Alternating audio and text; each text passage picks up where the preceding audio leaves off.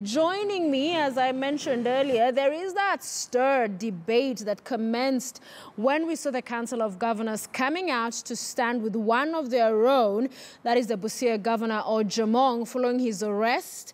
And he spent 2 nights behind bars before he was released on bail on corruption-related matters. And the governors came out to say that was an embarrassment, the fashion in which he was treated, calling for perhaps what they call immunity. What is happening at the presidential level to apply to the 47 governors? And for that conversation tonight here in studio, I'm joined by the Bomet Governor, Joyce Laboso, and Nairobi Senator, that is Johnstone, Sakaja, Super Senator. Thank you both for being with us. Perhaps let's start on the World Cup. I'm still reeling from that match. Sakaja, who are you supporting? I must say I was supporting Croatia. I know, despite wearing blue, but I was supporting Croatia because their story has been a great story. It's almost a fairy tale story. Right. How they've come up, it's the first time at the final. They played a better game, but they just... especially the first half. Oh, yeah. You must give it to them. They gave up in the second half, but they really played a good game in the first half. Yeah. Unfortunately, they lost. But congratulations to France. France also, I think, deserved it. Yeah. This is the first World Cup final that was not of high quality. Most of those goals were what I call silly goals. Yeah. Penalties, you saw what happened to the goalkeeper. But hey, I can't wait for the day when we are at the World Cup. Okay. As a I know. country. And yeah. towards the end of the show, we'll talk about the MPs who went for the World Cup from Kenya. Governor, did you watch the game? I did watch the game, but I won't go into any details like Sakaja has done because for me, I just like to enjoy the match. And for me, I supported France, but not for very great reasons, but just because I saw it as the African team. Yeah, yes, that was the simply narrative. that. So for me, I thought our African brothers did a great job for France, and it was a good match. Mbappe, I must say, is a favorite of mine, despite having supported Croatia. I'd even tweeted Sofia Cic because of the itch. Incidentally, yeah. I initially liked France for that reason, that it looked like the only African team left. Yeah. left. But the problem is that, I felt that glorifying them as an African team was just supporting our lack of serious teams in Africa. Exactly. Well, because true. if our countries had invested enough in football, none of them would have gone to play for France. If football was paying in this continent, and so it's just that conflict, But it's a good team. I have a lot of players there that I like, So. Yeah, no, they played beautiful football. Anywho, let's come back. Oh, yeah. And tonight we want to focus on some of what we heard from the Council of Governors earlier, following, as I mentioned, the arrest of the Busia governor.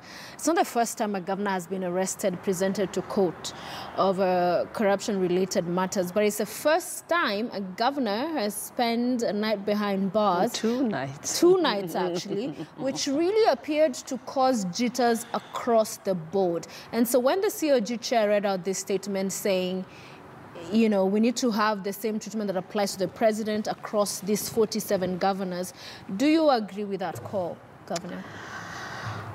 Thank you, Sophie.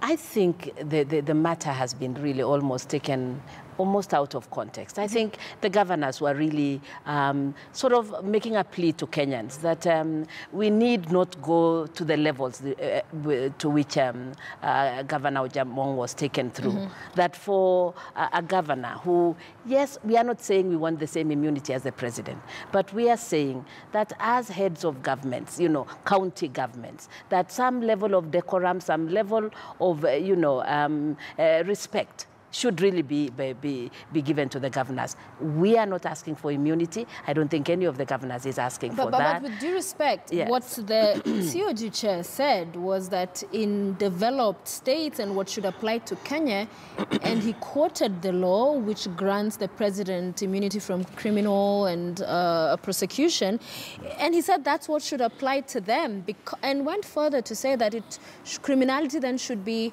preferred upon individuals, that there are executives and whether it's the CECs or the counting officers at the county level that should be meeting questions and answering them when they're raised. So he was clear about the intention of the I think call. really the chairman was trying to use other jurisdictions. Remember that our own constitution has been borrowed heavily from the American, from the South African, and even from the Nigerian. And I think he quoted that, you know, in the Nigerian constitution, even if governors have to be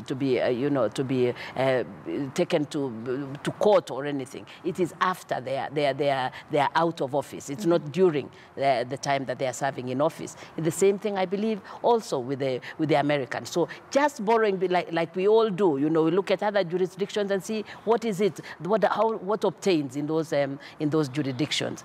But really, the bottom line is, this is a conversation. You know, these offices that we hold, we are holding them on behalf of Kenyans, right. and you know, and we are saying what should a governor, how should a governor be treated, you know, while in office? So in your view, yes. whilst they're in office, yes. if there are questions arising, they should be held back until after. But, you know, this is a discussion, like I said. But we are do you looking at support what? that thinking? I think so. Okay. Yes, I believe that we could, you know, if there are really matters that need to be, if a governor is found, and then you really need to go a little bit further than just looking at the governor as the CEO, as the in charge. Who is really culpable in each of the situations? Okay. Because as you're really saying, you know, is it one of my CCs and I'm just acting because I am the CEO? Mm-hmm. If my, you know, a CC or one of the other members within my government, right. Should the conversation go further than just looking at. Yeah. And even in the case of Jamong, for example, remember, it was a question of an MOU, you know. What is you know, how far or how culpable is a governor?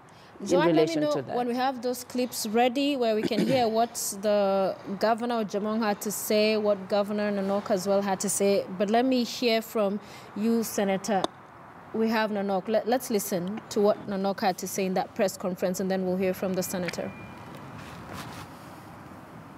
This fight cannot be politicized and cannot be used selectively to target specific officers. Governors are heads of government, and the war on corruption cannot be used to embarrass them. The best practice in jurisdictions that are devolved is that the heads of both levels of government have immunity on civil and criminal proceedings while they are in office. That immunity that is enjoyed by the president was never meant to protect cases of corruption that happen when he's in office. And if the governors are now clamoring for that immunity purposefully to shield themselves against probes or investigations, then again they miss the point. All right, let's continue the conversation here in studio. Senator Sakaja, you have heard what Governor here has had to say, that it should be after their terms that then these issues can be canvassed during through the legal processes. And you've also had what Governor Nanok said very clearly, that what applies to the national should come down to the county. I think there are various schools of thought to this entire debate, and it's not just a debate in Kenya. It's a debate that's been held world over, right? In different jurisdictions. I think Governor Nanok spoke about the Nigerian Constitution. Article 308 of the Nigerian Constitution gives immunity to governors while they're holding office. But it's something even right now, there's a huge clamor in Nigeria to amend that section of the Constitution because of the high levels of corruption. And many of these governors, once their term is over, they're in London, they're in the US, they go, and extradition is difficult. And many people say that maybe to prevent the governors or the president from distraction while executing executive mandate, they need to be shielded from frivolous litigation or being taken to court so that they can focus on that. But I think our country's case is different. At a time when Kenya is suffering a deficit of accountability, as it is, what the governors are asking for is completely out of tune with where the people are in this country. Kenyans are thirsting to see accountability. Corruption has brought our country, or is going to bring our country to its knees if it's not dealt with. And for you to compare Article 143 that gives the president immunity is completely wrong. The president does not have immunity because he is a head of government. He has immunity because he's the head of state. And there's a huge difference between head of state and head of government. Head of state is the sovereignty of our country. He's a representative of the sovereignty of our country and the symbol of unity. That's why he has immunity. The deputy president does not have immunity. It is only the president. Yeah. And so you cannot say that then governors, because they're heads of government, there's not that comparison. And I've always had a problem when we say that Kenya has, we have 48 governments, 1 national and 47 county. And then, so what works for the president also works for us. No.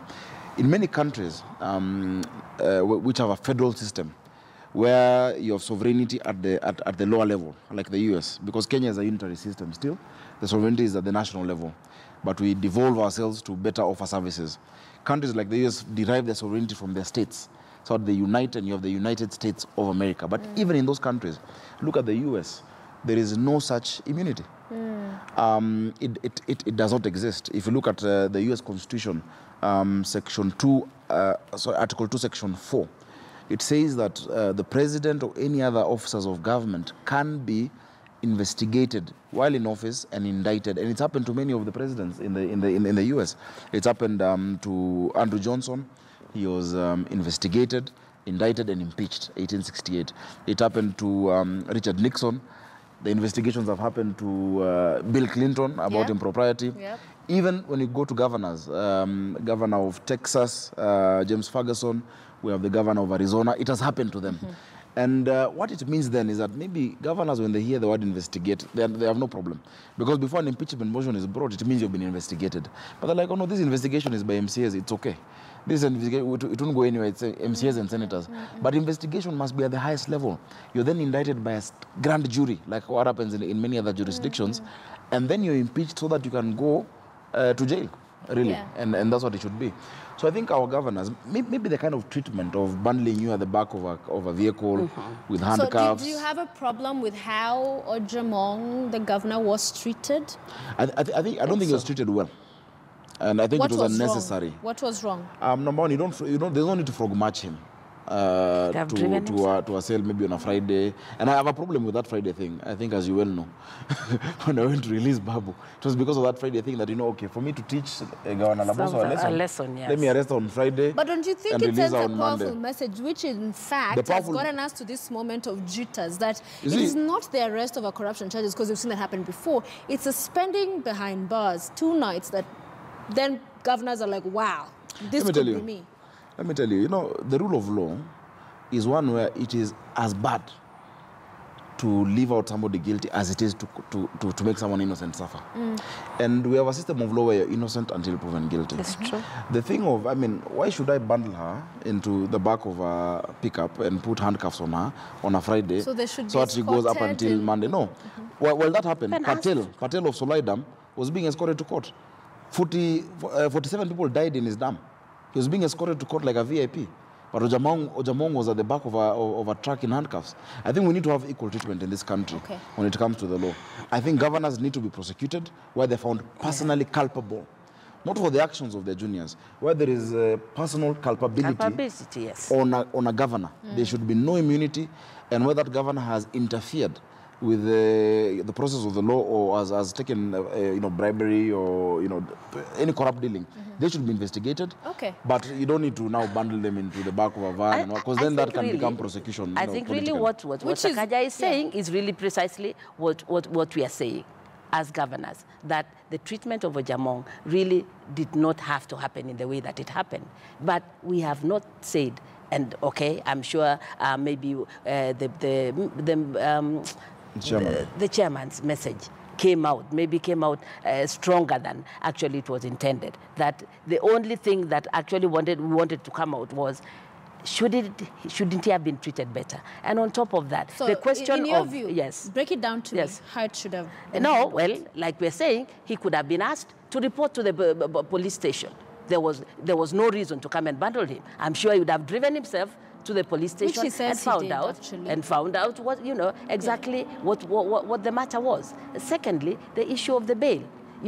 Did it have to take 3 nights or 2 nights, you know, in jail for this bail issue, because can a governor really disappear? But no, this is the question. Yes. It's not the first time we have seen, like in the NYS case, they spent some days behind bars before the matter was determined, and at the time the judge said he'd found enough evidence to show concern in as far as letting these people free, and that quite a number of submissions had been made that he needed to consider. So that, are we saying for a governor it should just be automatic? Not really, because a governor really is not going to disappear. He's not going to, he's heading. Well, I don't want to speak on many people, but really, I mean, at the level that he is, or she is, you would really expect that it is going to be very difficult to disappear out of the, you know, out of this country, but do you agree with the as sentiment? A governor. So when the thought, Chair says that business in Busia County had halted because of this arrest, that it had come to a dead end. I mean, wasn't that an exaggeration? Well, I don't want to say it was an exaggeration, because I don't know exactly what business he was, you know, transacting at the point at which he was arrested. But you know, I cannot be able to say for sure. Today you're not in Bomet. Yes. Has Bomet County come to an end? It will not come to an end. I'm even actually traveling out of the country, so we have put systems and mechanisms of how work is going to continue. What I'm only trying to say is, really, it didn't have to be handled in the manner that it was handled. I think the problem with maybe your chairman and those governors who've been there is this assumption that there are mini presidents within the counties, which is why they're trying to take Article 143 and say, even us, we need this kind of immunity like the president, etc. We need to be treated fairly. I think the law needs to be applied equally. That is why I was saying, yes, he should have gone to court, but I don't understand why he went that way, while Patel of Solaidam was just sauntered in majestically into court. The law needs to be applied equally to all Kenyans, no matter whether you're rich, whether you're poor, whether you're a governor, whether you're a normal Kenyan. Governors are not special, MPs are not special, senators are not special. All of us must know. And the day we know in this country that the rule of law is above all of us, that's when impunity will stop. In fact, somebody asked, do the governors want immunity or impunity? Because which is actually our ID tonight. That's what it is, immunity or impunity. I want us to listen to what the governor in question in this particular instance, or Jamong, Busia County, had to say following reports that his arrest was imminent. Kwa hivyo, 8 milioni ni pesa kidogo. Hata kama si wametupeleka watu karibu 9, wangetuambia turudishe, badala wangekuwa wanafuatilia watu ambao wameleta sukari ya mabilioni. Milioni 8 ni pesa kidogo. So you see a governor with an arrest imminent downplaying the arrest. Is there a big and small corruption or thuggery, if you like, governor? I mean, wasn't that definitely enough? Not. But I am almost thinking that maybe this was done tongue-in-cheek, honestly, that he was not, you know, engaging in a serious conversation. So I want to believe that nobody is immune, including all governors. And unless he was speaking with a journalist that was his buddy, and he didn't really think this was that was a something. Press conference. That was all media were there, because what we now had later, Senator, from the COG, in fact, to quote him, was that now we are noticing that with the medical equipment services, that per year the cost has risen from 95 million to 200 million. Without any clear explanation, so that it's after this arrest, during this press conference, then they come out and say, oh, even now the national government, there's this mega things we are not understanding of cost rising. Please allow me to make a comment on that one, because this is not something that just came as a matter of fact. Why did they bring it up in that moment, in that press conference? In our own Council of Governors. We have raised the issue with the Ministry of Health. We had actually had a 2-day seminar with them, and part of what we had raised was this issue of the medical equipment. You know, suddenly rising from, you know, us paying the county is paying on a monthly, on a yearly basis, you know, 100 million, 90 million actually, 95, 95, and then has shot up to 200. But perception, Governor, you grant me, is everything. Really, so that when it now comes yes. out to the public during such an issue where governors see it as politicization and different and double standards with the national and county governments. The problem is when that statement came out, because it seems as if like it was just being made at that point. As if, you know, but it wasn't. The problem that people have with corruption is when they don't participate in that corruption, then they feel, oh, then no, there's a no, problem. and that has nothing to do with that. That's not anything to do with it. I think if your honestly. colleagues are of the same school of thought as you are, then there's a problem with communication from the Council of Governors. Because even listening to what Governor Ojamong has said, one, that it's political, that 8 million shillings is small. I mean, those are such unfortunate statements. To me, honestly, I want to take that as chunking cheek. They're unfortunate statements. And you know, the tongue of a leader, what you say is taken seriously by Kenyans.